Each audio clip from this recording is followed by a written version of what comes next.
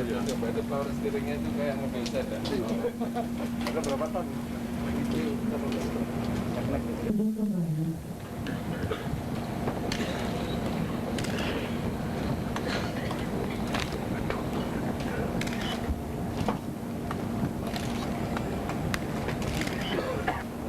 Pangandaran, Jawa Barat, di kesempatan Rabu Timur hari, diawali dengan laporan Presiden Direktur.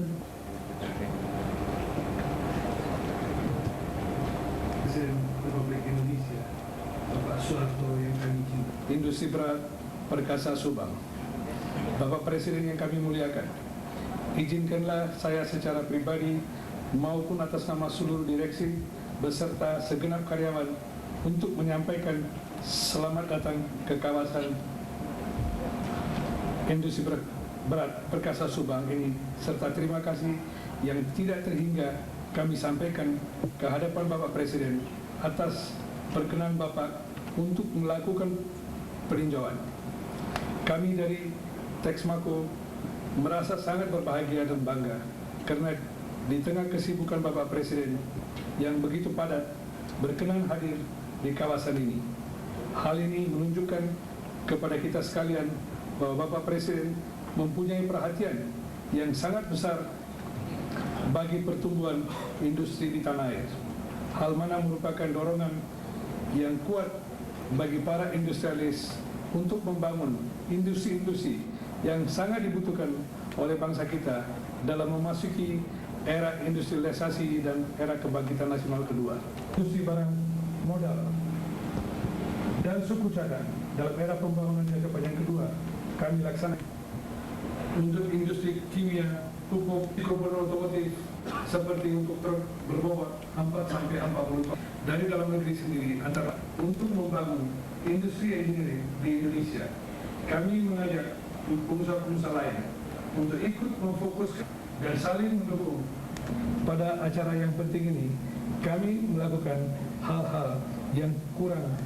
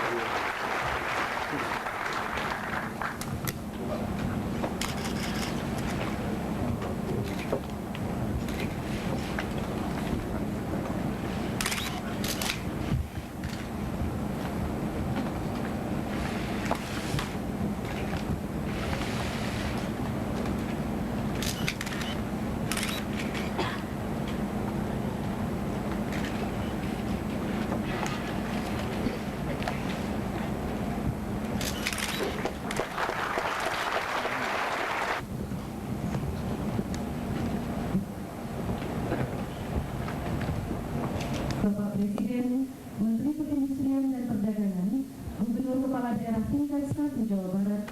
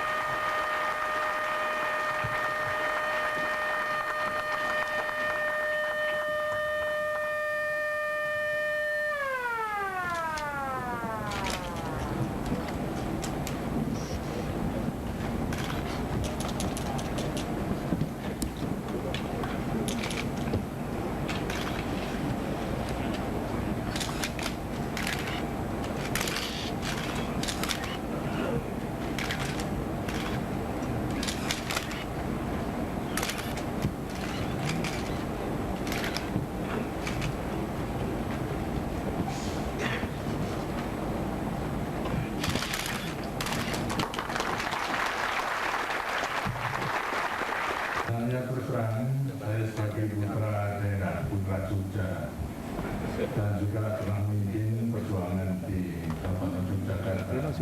Melihat keadaan Yogyakarta yang sangat berbelakang, keadaan daripada tanah dan sungai tidak subur, dan untuk memberi penghargaan kepada rakyat Jogja dalam perkembangan pembangunan selanjutnya.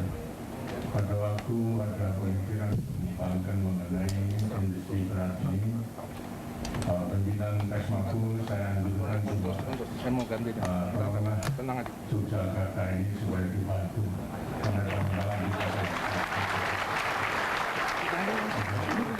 tapi rupa-rupanya dalam mencari tanah itu agak sulit.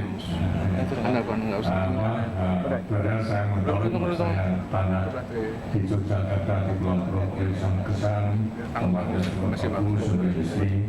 Tapi rupa-rupanya memang keadaan daerah belum begitu merasa penting adanya pengembangan daripada industri, dan kemudian dengan pula daripada usaha saya untuk membangun industri di Yogyakarta ini. Dan untung sekarang Jawa Barat karena izin untuk membangun industri berat tidak bisa dihentikan dan cari tempat yang lain. Secara kebetulan semangat dan spirit rakyat Jawa Barat untuk membangun industri sudah sangat besar, dan kemudian bisa menyediakan tanah di Subang ini yang tadi diutarakan kurang lebih 600 sampai 750 hektar, dan akan dilengkapi menjadi 1000 hektar besarnya itu untuk mengembangkan industri lebih lanjut. Tentu ini sangat membedakan karena akan bisa mendukung daripada pengembangan industri tidak hanya di Jawa Barat tapi juga industri nasional kita bahkan regional. Dan kami berdiri di sini tentunya juga saya ingat pada peristiwa kejadian kurang lebih 27 tahun yang lalu. Tegasnya pada waktu 9 Juni tahun 1971, berarti sudah 27 tahun yang lalu. Pada waktu itu kita sedang mempersiapkan pembangunan 5 tahun yang dipercayakan oleh Majelis Perencanaan Sementara. Karena dalam sidang umumnya MPR tahun 1998, MPRS pada waktu itu belum mampu untuk menyusun garis besar haluan negara. Karena itu lantas mengangkat daripada saya sebagai pengembang daripada TAP MPRS nomor 9 yang bukan daripada Super Smart itu diangkat sebagai presiden dan belum dibekali dengan garis-garis besar negara. Tapi pada waktu itu ditugaskan supaya saya menyusun dan melaksanakan pembangunan 5 tahun yang pertama. Dan pada waktu itu pula belum dilengkapi dengan wakil presiden. Di sampingnya hanya ditugaskan untuk melaksanakan pembangunan 5 tahun tanpa garis besar negara. Tapi pada waktu itu juga telah ditugaskan untuk segera melaksanakan pemilihan umum agar supaya selambat-lambatnya pemilihan umum dilakukan tahun 71 dan sidang umum MPR hasil pemilihan umum harus sudah bersidang pada Maret tahun 1973. Ini sebagai tugas yang diberikan oleh MPR kepada saya. Karena memang tidak mudah untuk menyusun garis besar dalam negara, karena dalam waktu-waktu yang lama sesuai dengan konstitusi kita itu rakyat yang kemudian mempercayakan kedaulatannya itu ke wakil-wakil rakyat melewati pemilihan umum, kemudian terbentuk DPR dan MPR, maka MPR sebagai penjelmaan daripada kedaulatan rakyat melaksanakan kedaulatan rakyat harus kemudian menyusun garis besar haluan negara. Menyusun garis besar negara baru memilih salah seorang warga negara menjadi presiden mandatarisnya, dan juga daripada seorang warga negara dipilih menjadi wakil presiden untuk membantu daripada presiden. Nah, karena pada 2008 belum dilaksanakan pemilihan umum, karena itulah daripada MPR menugaskan pada saya sudah dibatasi ya melewati penyelenggaraan partai politik yang pada waktu 9 tambah 1 sekretariat bersama Golongan Karya harus melaksanakan pemilihan umum. Sudah sepatok ada pertengahan daripada tahun 1971 pemilihan umum harus dilaksanakan, dan kemudian tersusun lembaga negara tinggi dan petinggi negara.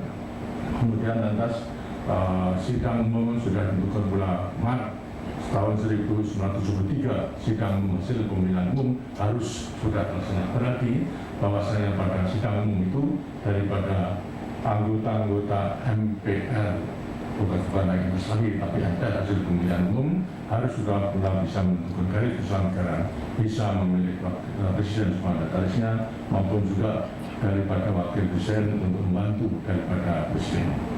Karena itulah lahir daripada selanjutnya konsensus di antara kita untuk penyertaan partai politik, dan kemudian juga undang-undang pemilihan umum, kemudian undang penyusunan daripada DPR sama MPR, begitu daripada juga undang-undang reformasi dan partai politik, sehingga lahirlah atas dasar konsensus itu menerima paket undang-undang yang sekarang kita gunakan sebagai pegangan untuk melanjutkan kehidupan kita bernegara, berbangsa dan bermasyarakat berdasarkan Pancasila dan Undang-Undang 45. Jadi pada pembangunan 5 tahun pertama diberikan mandat kepada oleh MPRS kepada Presiden agar supaya merencanakan pembangunan 5 tahun. Di sampingnya itu juga harus dilaksanakan pemilihan umum. Pada waktu persiapan pemilihan umum tahun 71, dengan sendirinya daripada partai-partai politik mempersiapkan dan melakukan propaganda, menarik perhatian daripada rakyat agar supaya percaya kepada kekuatan sosial politik. Masih 9 yang ikut dan 10 dengan Golongan Karya. Dalam propagandanya mengatakan kalau mereka dapat kemenangan maka masalah adil dan makmur itu akan segera bisa diwujudkan. Inilah propaganda daripada kekuatan sosial politik pada waktu itu. Mengatakan ini merupakan propaganda bohong, karena tidak mungkin daripada pemilihan umum begitu yang menang terus bisa mewujudkan masalah adil dan makmur berdasarkan Pancasila. Karena itulah saya berusaha untuk menjelaskan kepada rakyat agar supaya benar-benar berpikir secara realistis, pragmatis, bahwasanya masyarakat yang adil dan makmur dan Pancasila dan Undang-Undang Dasar 45 hanya bisa kita laksanakan melalui pembangunan yang bertahap dan yang berkelanjutan. Karena itu kalau ada partai mengatakan bahwasanya kalau menang segera akan wujud masalah adil dan makmur, itu adalah merupakan suatu propaganda yang tidak benar, dan saya katakan itu bohong belaka. Karena itulah marilah kita berpikir secara realistis, pragmatis, itu apa yang sebenarnya harus kita lakukan untuk mencapai masalah adil dan makmur berdasarkan Pancasila itu. Nah, disinilah pada satu hari tanggal 8 bulan Juni 1971, berarti saya memperingati 50 tahun kelahiran saya, pada waktu meresmikan Tugu Tridharma di Gunung Mahadet. Tugu Tridharma adalah merupakan tugu peringatan di mana Pangeran Samburnyawa yang memimpin perjuangan melawan Belanda mengikrarkan daripada satu motivasi perjuangannya terhadap Belanda adalah mendidik rakyatnya dengan 3 pegangan yang makan Tridharma itu terhadap negara dan bangsa. Apa itu? Ialah agar supaya turut handarbeni negara itu. Kalau turut handarbeni dengan silan juga agar supaya rela untuk mengurungkupi hati membela. Kemudian ketiga adalah mengulas sariro dan raswani. Itulah pegangan daripada Pangeran Samburnyawa dalam menggerakkan perjuangan melawan Belanda. Karena itu lantas kita abadikan. Karena itu merupakan satu pegangan di rakyat Indonesia untuk melaksanakan pembangunan. Bahwa rakyat Indonesia agar supaya turut handarbeni, turut memiliki negara Republik Indonesia ini. Kemudian yang kedua juga telah handarbeni, kemudian mengurungkupi, membela. Karena pada apapun juga Republik Indonesia harus kita bela. Agar supaya dari Dharma 1, 2 itu selalu dapat bersemayam di dadanya masing-masing, maka setiap saat tiap warga negara harus mengadakan secara koreksi, mawas diri, mulat sari Rasulullah. Ini yang saya peringatkan berdirinya tubuh di mengatur sekarang masih ada. Kemudian tanggal 9 saya turun ke Kota Solo meresmikan rehabilitasi perbaikan daripada Pasar Klewer. Pasar Klewer adalah pasar yang kecil, tapi merupakan bursa daripada para pedagang datang di Pasar Klewer untuk pula segala sesuatu yang akan dijual kepada daerah-daerah lain.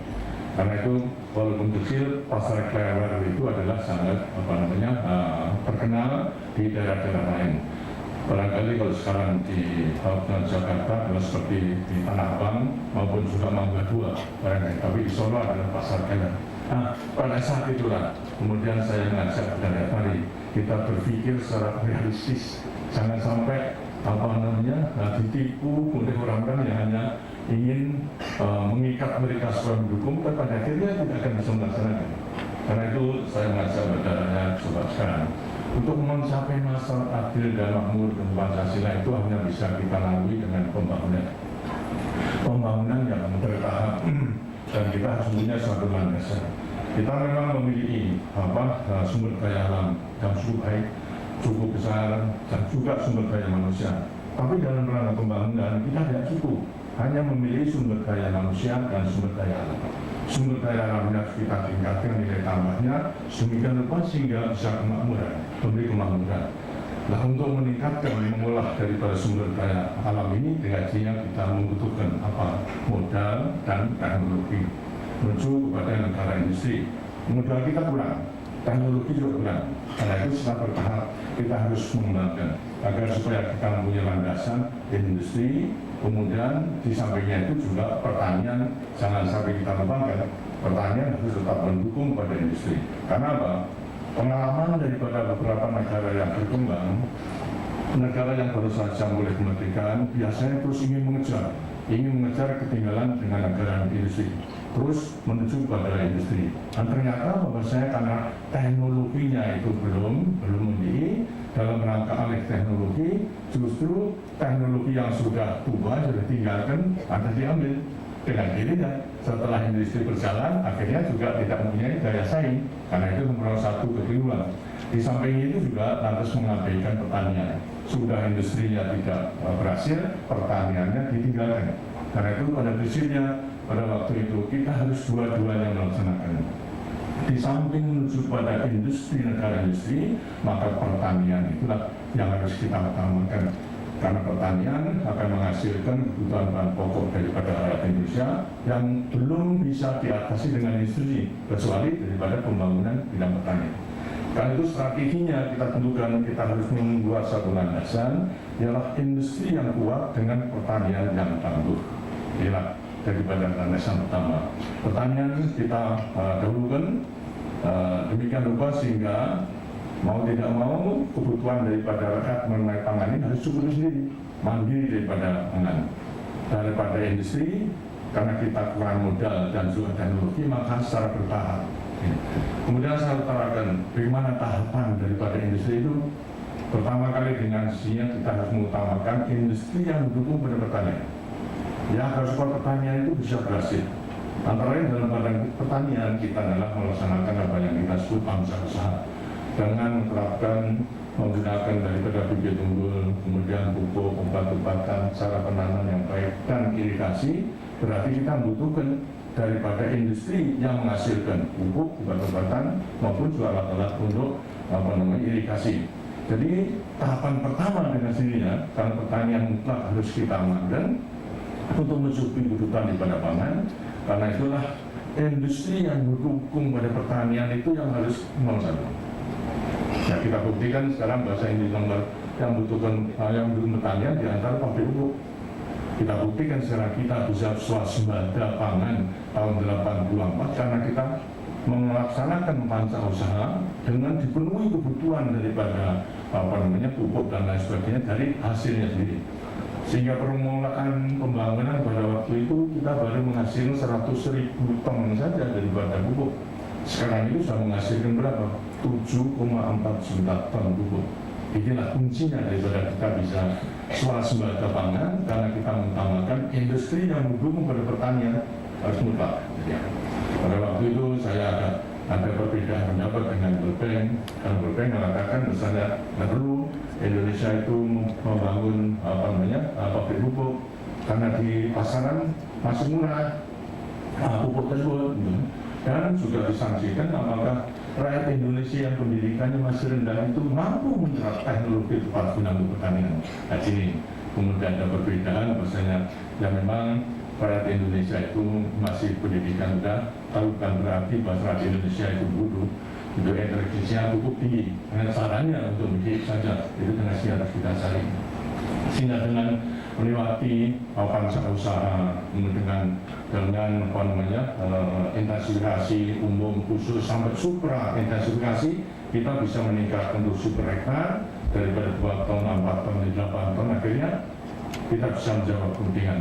Sebagai negara yang tadi mengimpor besar, yang mengimpor beras yang terbesar, kita bisa swasembada pangan tahun 84 dan sampai sekarang pun demikian. Ini apa? Karena kita mengutamakan industri yang mendukung pada pertanian, yang industri pupuk kita dahulukan. Di sampingnya walaupun tidak ada dukungan daripada Bank Dunia pada waktu itu, tapi kita laksanakan. Dan setelah berhasil, baru kita memperoleh pengakuan daripada FAO.